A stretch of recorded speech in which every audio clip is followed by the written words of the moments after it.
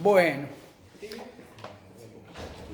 hermanos, Dios les bendiga. Vamos a seguir con este tiempo de estudio de la palabra de Dios. Vamos a orar, vamos a dar un pequeño repaso de lo que vimos la semana pasada y vamos a terminar. El estudio en realidad se llama cómo mejorar nuestra actitud en la vida, cómo luchar mejor, cómo saber que el Señor nos ayuda para salir adelante. Vamos a orar, voy a comentar un poquito lo que hablamos la semana pasada y vamos a seguir con el estudio. Señor, te damos gracias, Padre, por este tiempo.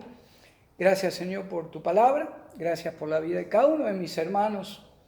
Señor, gracias porque ellos están aquí. Gracias porque tú estás aquí. Tu bendita palabra, Señor, y tu presencia y tu Espíritu Santo nos va a enseñar cómo mejorar como varones de Dios. Señor, te amamos, te exaltamos, Padre, y en el nombre de Cristo nos ponemos en tus manos. Amén. Amén. Amén. Estuvimos hablando la semana pasada, hermanos, en cuanto a cómo enfrentamos los problemas, como cristianos, como hijos de Dios.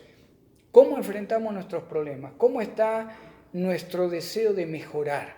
Estuvimos hablando de cómo mejorar nuestra actitud.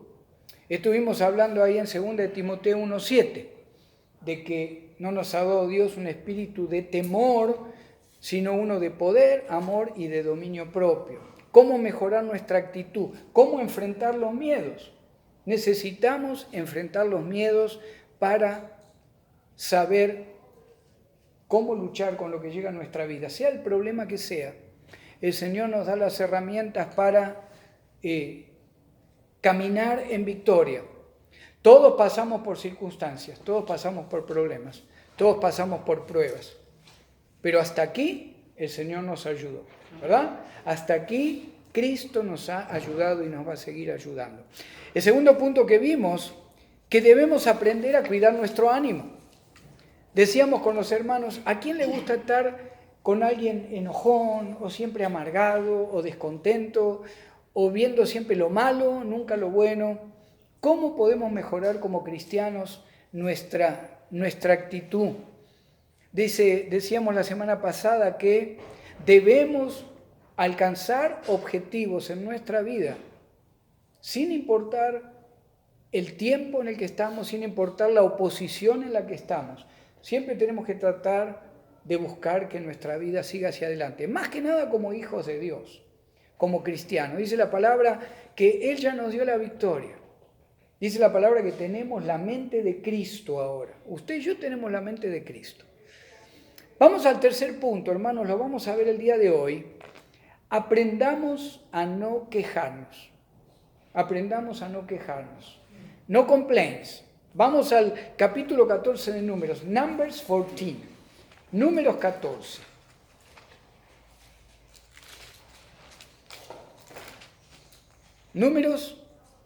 Libro de Números, capítulo 14. Vamos a leer algunos versículos. Vamos a leer primero del 1 al 3. 14, 1 to 3. 14, 1 al 3. ¿Lo tienen ya? Recuerden que estamos viendo, aprendamos a no quejarnos. Dice, entonces toda la congregación gritó y dio voces, y el pueblo lloró aquella noche, y se quejaron contra Moisés y contra Aarón, todos los hijos de Israel. Y les dijo toda la multitud, ojalá muriéramos en la tierra de Egipto, o en este desierto, ojalá muriéramos.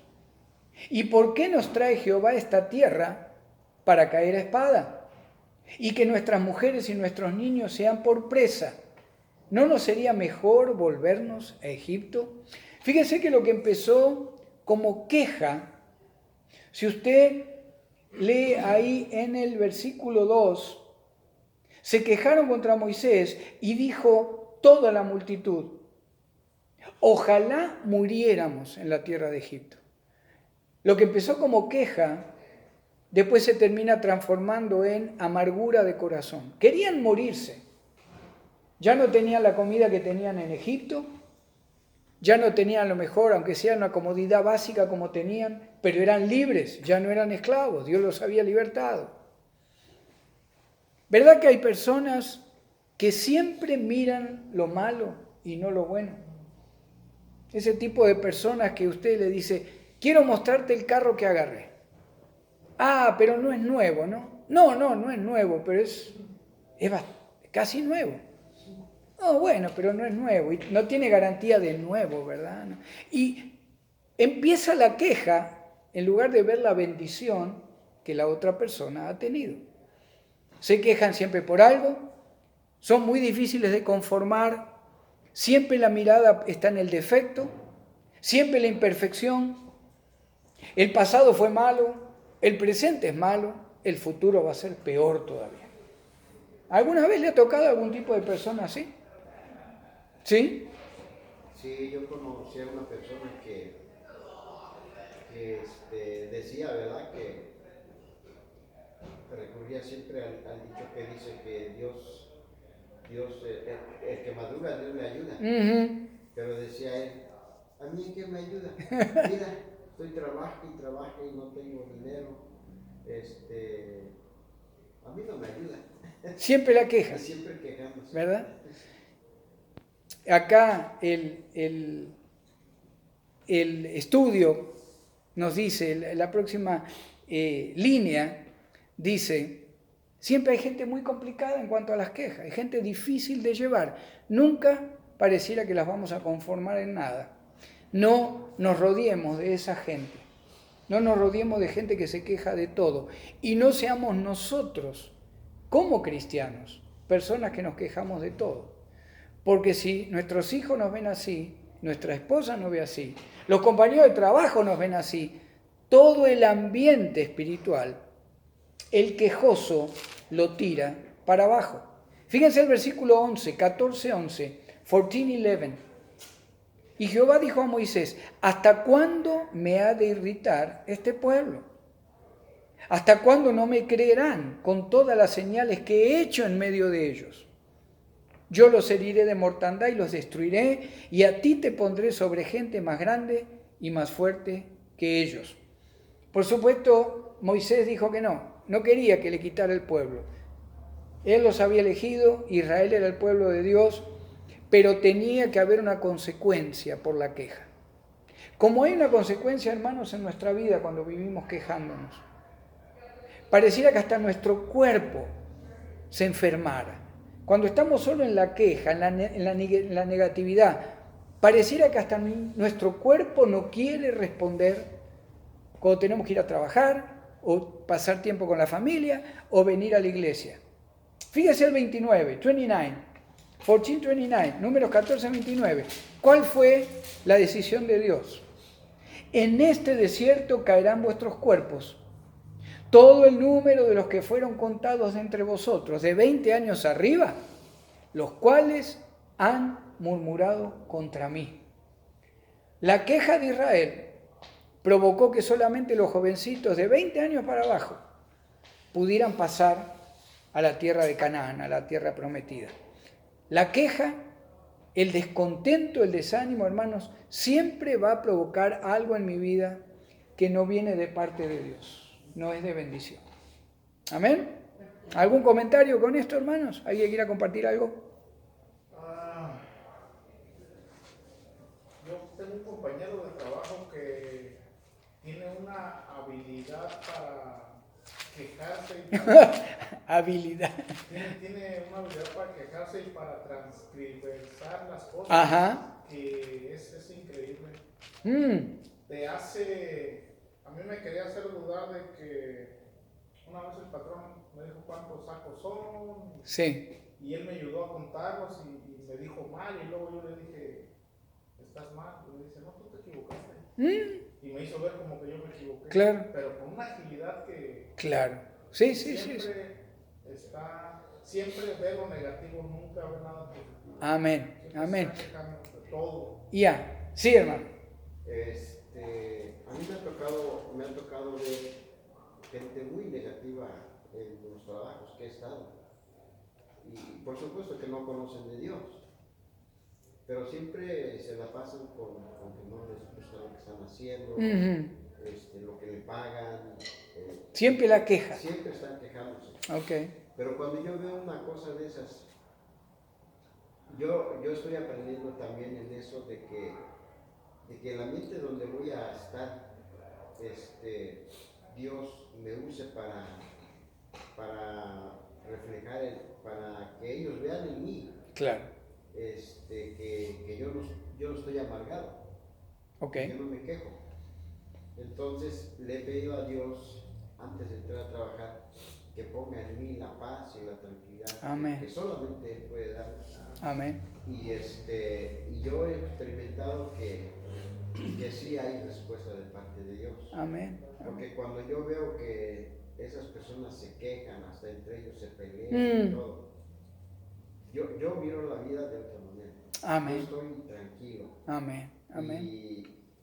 Y entonces, pues yo aprendo de esa manera también. Amén. De que no tiene uno por qué quejarse. Amén. Gloria a Dios. Y un poquito el tema del estudio como varones es llevarnos a la conclusión de qué tipo de personas nos estamos rodeando, ¿verdad? Porque somos ejemplo para la familia, para los hijos, la esposa, los que me rodean, de acuerdo a lo que yo tome de los demás. Alguien con mal ánimo, alguien que se vive quejando, alguien que realmente siempre ve, en lugar de ver una buena oportunidad para algo, ve lo que va a salir mal.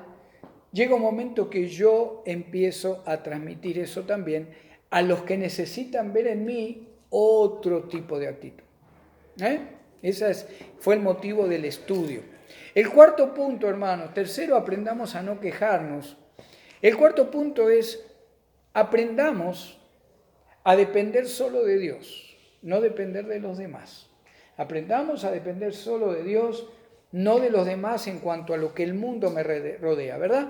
Por supuesto que nos amamos como hermanos, nos ayudamos, la familia se ayuda entre sí también, padres, hijos, pero hay veces que cometemos el error de confiar o pedir un consejo a alguien, primero que no conoce la Biblia, no tiene a Cristo, vive en el mundo, y hay personas que en la desesperación, cristianas, toman consejo de personas del mundo y comienzan a depender de lo que esas personas les dicen.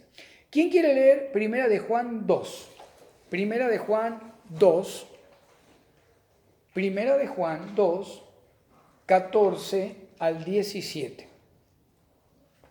1 John 2, 14 to 17. Primera de Juan 2, 14 al 17. Amén. ¿Lo tenemos todo? ¿Lo tenés, Josecito? Ok. 14 al 17. 2, Primera de Juan 2, del 14 al 17. Hermano, si lo quieres. Os he escrito a vosotros, padres, porque habéis conocido al que es desde el principio. Os he escrito a vosotros, jóvenes, porque sois fuertes, y la palabra de Dios permanece en vosotros, y habéis vencido al maligno. No améis al mundo, ni las cosas que están en el mundo. Si alguno ama al mundo, el amor del Padre no está en él. Porque todo lo que hay en el mundo, los deseos de la carne, los deseos de los ojos y la vanagloria de la vida, no proviene del Padre, sino del mundo. Y si el mundo pasa y sus deseos, pero el que hace la voluntad de Dios permanece para siempre. Amén. Fíjense que el apóstol Juan nos está dando una idea de qué puedo esperar del mundo. ¿Qué voy a pedir? ¿Consejo al mundo? ¿Qué voy a pedirle a alguien que no conoce la palabra de Dios? ¿Qué me está pasando? ¿Cómo puedo mejorar? ¿Qué puedo hacer con mi familia? ¿Qué decisión tengo que tomar? Aprendamos, hermanos, a depender de la palabra de Dios y de la oración a Dios, nada más. Muchas veces creemos que lo secular o la psicología, o no, este varón tiene tanta experiencia, o esta mujer, tanta experiencia, no es cristiano, no conoce la Biblia, pero no importa, le voy a pedir consejo. Tengamos cuidado porque nos pueden llegar a alentar a tomar decisiones que van en contra de la palabra. Por el contrario, nos pueden llegar a desalentar a tomar una buena decisión que está de acuerdo a la palabra, pero como es del mundo, yo hago caso y puedo depender de los demás y no de la palabra de Dios. No le debemos nada al mundo, hermanos, y el mundo no nos debe nada. Le debemos todo a Cristo. Como varones de Dios, a Él debiéramos solamente recurrir, como hablamos hace un rato, ¿verdad? Buscar a Dios, buscar de Dios. El Señor nos va a mostrar si estamos bien, si estamos mal, si tengo que cambiar, si he cometido pecado. El Espíritu Santo, la palabra y la oración, hermanos, es lo que me va a ayudar a no depender como varón cristiano de lo que me rodea en el mundo. Confiemos en Dios principalmente y después en nosotros mismos también. Acuérdense, cambiar el ánimo, cambiar el deseo de mejorar. Yo puedo, con el poder del Señor yo puedo. No, pero mirá que esto y aquello, mirá que está difícil. Yo voy a poder, si es voluntad de Dios, yo puedo en Cristo. No nos quejemos, aprendamos a no depender del mundo. Y por último, hermanos, en estos 5 puntos que estamos hablando, aprendamos a creer más allá de mi posibilidad o de tu posibilidad. ¿Qué podemos hacer usted y yo en cuanto a algo que se puede hacer como meta? ¿Verdad que es muy limitado?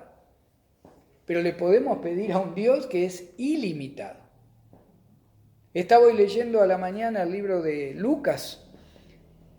Qué tremendo cuando el Señor manda a Gabriel primero a Elizabeth, ¿verdad? Bueno, primero en realidad a su esposo.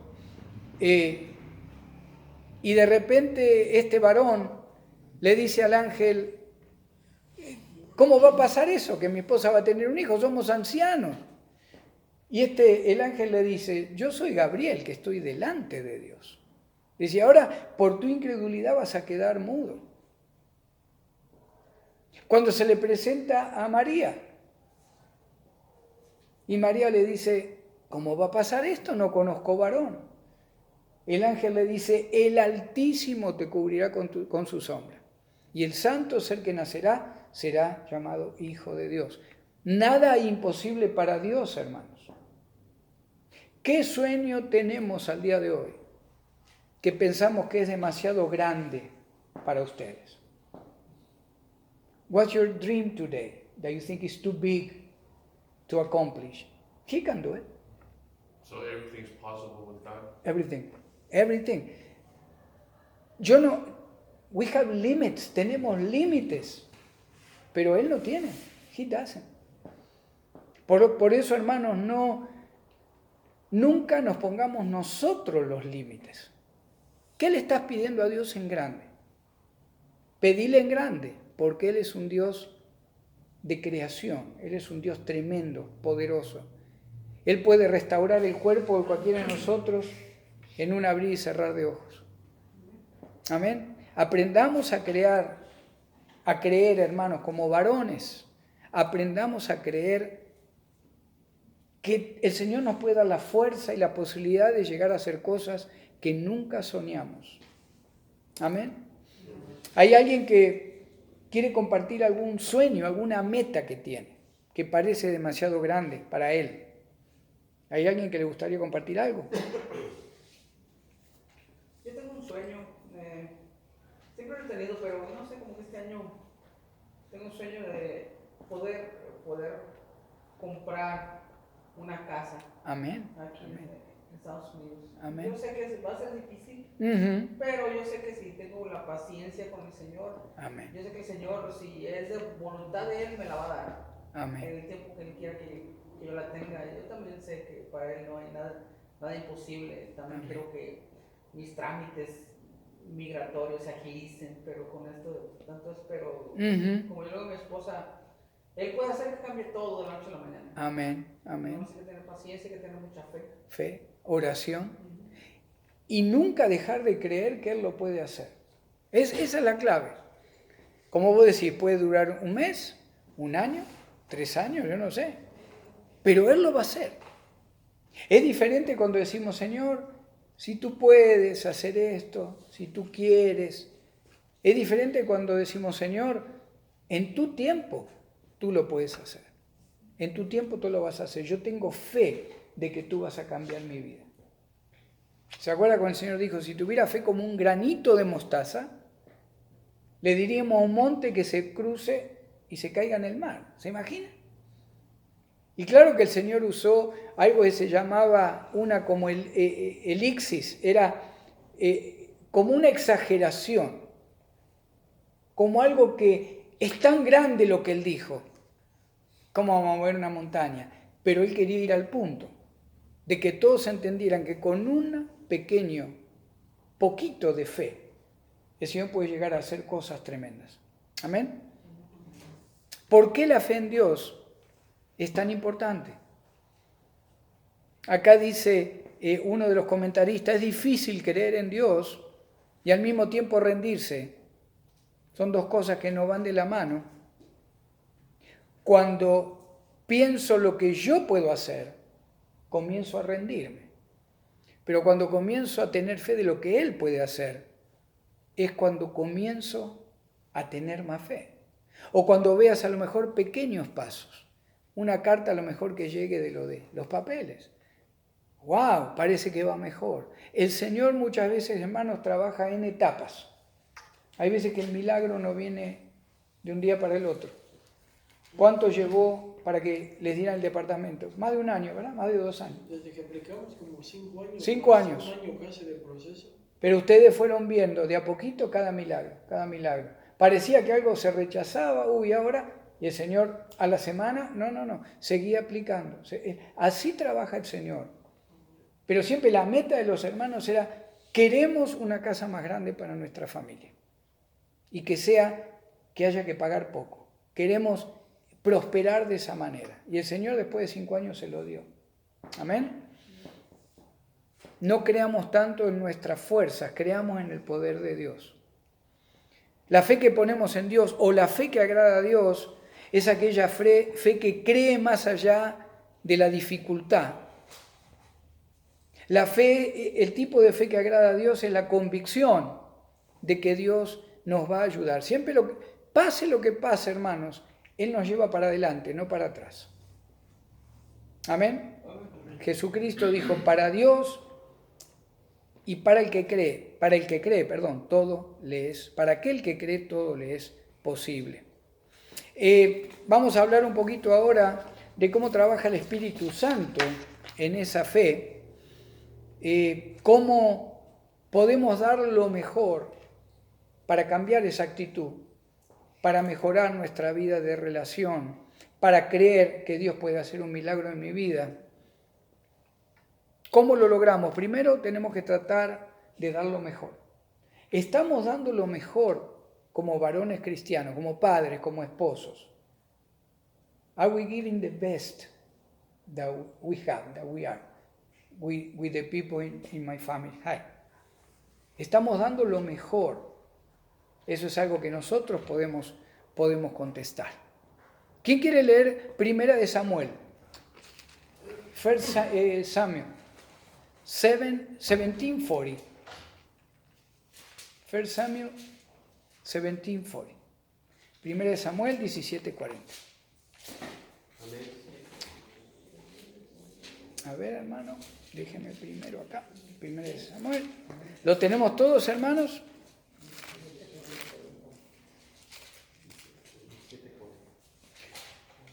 ¿Lo tienen? Ok. Hermano, sí lo quiere leer. Y tomó su callado en su mano, y escogió 5 piedras lisas del arroyo, y las puso en el saco pastoril, en el zurrón que traía, y tomó su honda en su mano y se fue hacia el filisteo. Y el filisteo venía andando y acercándose a David y su escudero delante de él, y cuando el filisteo miró y vio a David le tuvo un poco porque era un muchacho y rubio y de hermoso parecer. Amén. Hasta ahí, hermano, gracias. ¿De quién está hablando? De David, por supuesto, ¿verdad? ¿Dio David lo mejor de sí cuando defendió a Israel de Goliat? Sí, ¿verdad? ¿Le costó poco o tuvo que jugarse la vida David? Pues creo que lo tuvieron hasta haciendo sentir mal para bajarle, como quien dice, la autoestima, para hacerlo sentir que no era nada. que no era nada, que ni con el tamaño, ni, como quien dice, no era nada, No era guerrero. no era guerrero. Exacto. Y aparte yo creo el tamaño lo miraban como algo que no podía hacer lo que hizo. Exacto. ¿Salió a pelear contra Goliat el rey Saúl? No. Sí le quiso prestar la coraza y todo lo de él, pero que salga David, ya que se había propuesto para salir, ¿verdad? David dio lo mejor de sí y el Señor lo recompensó. Utilizó la sabiduría, utilizó la inteligencia. Él con honda destrozó a Goliat. Tomó 5 piedras, es lo que leyó el hermano. Fíjense el 45. Yo lo leo. Entonces dijo David al filisteo: tú vienes a mí con espada y lanza y jabalina, mas yo vengo a ti en el nombre de Jehová de los ejércitos, el Dios de los escuadrones de Israel, a quien tú has provocado. Fíjese el 49. Y metiendo David su mano en la bolsa, tomó de allí una piedra y la tiró con la honda e hirió al filisteo en la frente. Y la piedra quedó clavada en la frente y cayó sobre su rostro en tierra. David dio lo mejor de sí. Sí, lo más bonito fue, disculpe, lo que fue la clave, como dijo, vengo en el nombre de Jehová. Exacto. Fue la clave lo que hizo que lo tumbara. Exacto. Un poco lo que hablábamos antes. David creyó en ese Dios que puede hacer lo imposible. Estaba mirando hace unos meses un video relacionado con esto de Goliat y de David. Y más o menos dibujaron a Goliat con la coraza que usaban los filisteos. Lo único que quedaba un poco abierto en todo ese tremendo hombre de 8 o 10 pies, como medía. Lo único que quedaba al descubierto era una pequeña franja acá arriba, un poco para que mirara, y un poco en la frente. Era la única abertura que tenía. Ahí se clavó la piedra que tiró David. Hermano, no era un adoquín de 40 kilos, era una piedrita. Una honda no puede tirar piedras así. El poder de Dios, con la fe que nosotros tengamos, puede hacer lo imposible. Cuando se presenta un Goliat en nuestra vida, cualquiera que sea, simbólicamente, nunca pensemos que Dios no nos está acompañando, está con nosotros. Y es más, nos está dando el plan de batalla. El tema es que lo escuchemos. ¿Cómo quiere que destruyamos esa oposición que está llegando a mi vida? Acá dice otro autor: tenía un amigo en mi infancia que me llevaba 2 años, hacíamos todo juntos, pero cuando él no podía hacer algo, y al ver que lo quería intentar yo, siempre me decía lo mismo: si yo no pude, menos lo vas a poder hacer tú. Dice, gracias a Dios que nunca le creí, aunque a veces dejé de probar de poder hacer algo, porque sí me convenció de que yo no podía hacerlo, porque él tampoco pudo. Referido, hermanos, a dar lo mejor, también está unido con no permitamos que nadie nos ponga los límites en nuestra vida, menos en lo espiritual.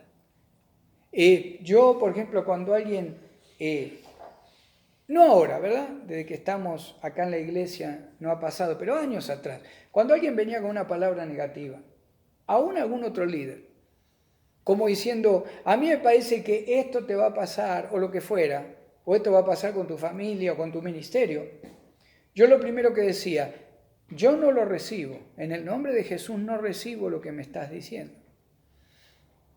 No dejemos que nadie marque los límites de lo que yo voy a hacer, ni como padre, ni como hermano, ni como líder familiar, ni como líder en la iglesia. La gente, no nos olvidemos que hay mucha envidia también. Todos van a tratar de que, y más entre hispanos, yo no sé por qué, pareciera que cuando alguien está levantándose, pareciera que es una regla, vamos a tratar de tirarlo para abajo. para que todos seamos iguales. Muchos van a querer ponernos reglas, muchos van a querer decirnos qué está bien y qué está mal. Y dice acá otro autor, el problema es que muchos de los que nos quieren hacer las cosas como ellos quieren, vienen de una vida de frustraciones, vienen de una vida de malas decisiones. Me hablan de que sea espiritual, pero han tomado decisiones, o toman decisiones que no son espirituales. De alguna manera me están poniendo límite, me están queriendo aconsejar en lo que yo debo o no debo hacer. No lo permitamos como varones de Dios, que estamos buscando de Dios. ¿Amén? Tengamos cuidado a quién elegimos para comentarle nuestros planes. Tengamos cuidado, hermanos. ¿Verdad que uno cree en el Señor, ama con el amor de Cristo a todos los que nos rodean, pero no todos van a celebrar tus victorias? ¿Verdad? A lo mejor sí va a haber mucho apoyo cuando estás pasando un tiempo malo. ¿Verdad? Vamos a apoyar. Pero en cuanto el Señor te da una victoria grande, no todos se van a alegrar. Aunque te abracen y te digan, qué bueno que Dios te bendijo.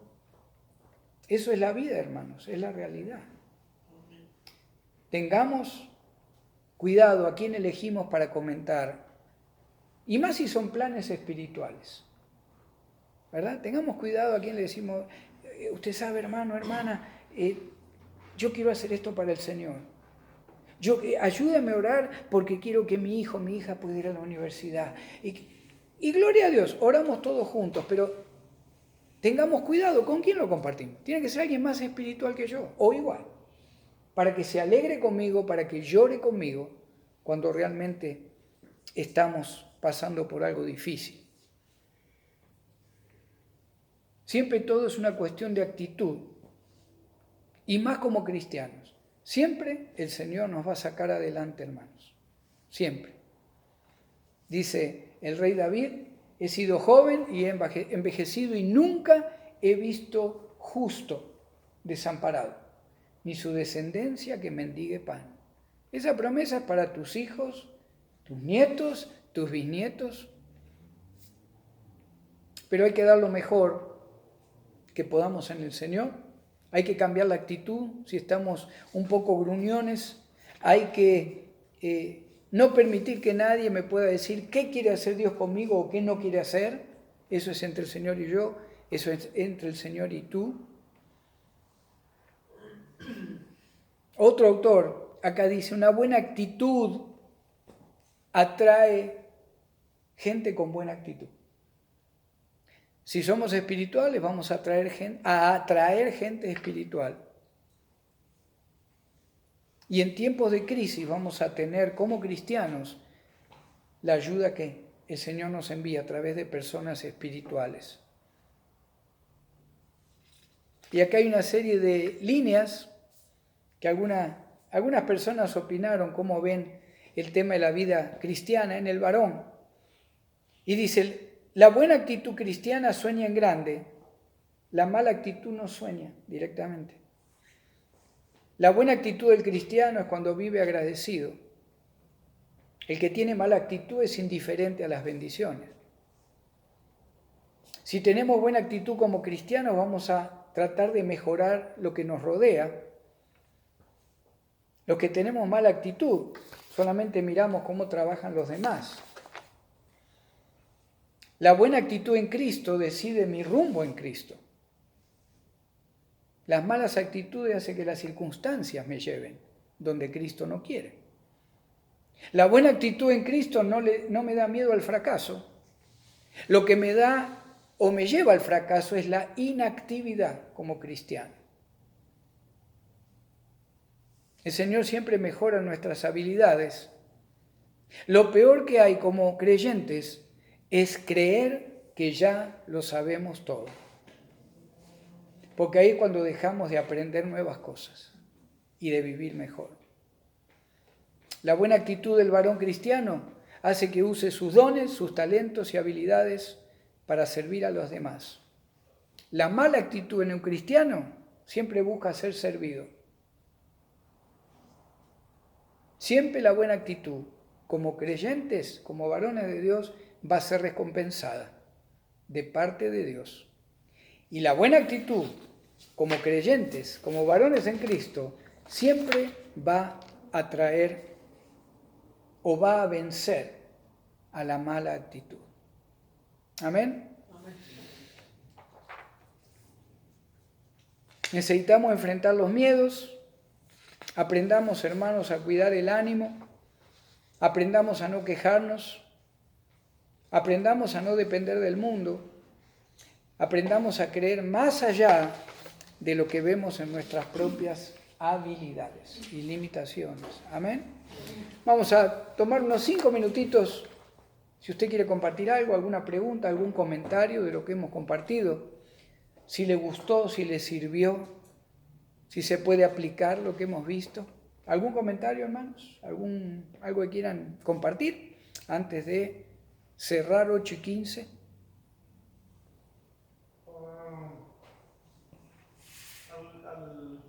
De la persona que le comenté ahorita que siempre se queja de todo, le he dicho varias veces que también vea lo bueno. Le digo, Amén. de manera tranquila y agradable, porque yo sé que si uno les dice, si les habla golpeado, ya no van a querer. Sí. Le digo también, inclínate un poquito a las cosas buenas. A lo positivo, ¿verdad? Si no, nada Amén. más. Pues pura amargura, ¿no? Nada Sí. más estar negativo. Y eso es lo que yo me pregunto, hermano, a veces. Dejemos si la persona es cristiana o no, pero ¿cómo se puede vivir en amargura todos los días? Es más, me ha tocado ver ya varones grandes, cristianos de 50 años, con amargura. Y uno se preguntaba, ¿qué le pasa al hermano? O hermanas en Cristo, que uno veía que están con amargura. Y uno veía que no quieren cambiar. Había un pastor que decía, hoy estamos aquí porque quiero estar. En la situación que esté en mi vida, ¿verdad? Estamos donde queremos estar. Si decidimos salir y cambiar y mejorar, el Señor está listo. Pero hay veces que me gusta estar quejándome, teniendo esa autopiedad, ¿verdad? Siempre me pasa todo a mí, pobrecito de mí, no tengo dinero, mi familia esto, mi familia aquello. Como creyentes no podemos vivir de esa manera. ¿Se imagina que el Señor en los evangelios hubiera hablado así? Que se hubiera quejado, que hubiera dicho, tengo que ir a la cruz, pero no quiero, y esta vida, al final es una vida de amargura. ¿Se imagina? Evangelio significa buenas nuevas. Y Él murió en la cruz por nosotros. Ese es el Evangelio. Así que, hermanos, varones creyentes, varones hermanos en la fe, hay que mostrar una actitud de gozo, de alegría, siempre para adelante. No nos podemos quedar quietos. Quiero compartir algo. Yo creo que a veces uno tiene como el ánimo, yo creo como de Jonás. Ajá, ok. ¿Verdad? Y a veces uno puede leer el libro de Jonás y a lo mejor uno se identifica en cierta forma igual, ¿verdad?